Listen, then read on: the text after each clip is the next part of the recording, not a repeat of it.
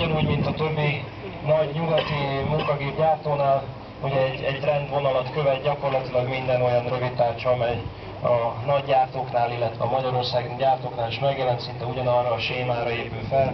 Két sor egyedi függesztésű, egyedi csapágyazású tárcsát találunk, az itt látható kületárcsán 5-10-es csipkés tárcsák találhatók két sorban, és ezután pedig egy egyszerű lezárással egy pálcás hengerkoronát találunk. A félig függesztett gép 6 méteres munkaszélességű, és szállítási helyzetben 3 méter a munkaszélessége.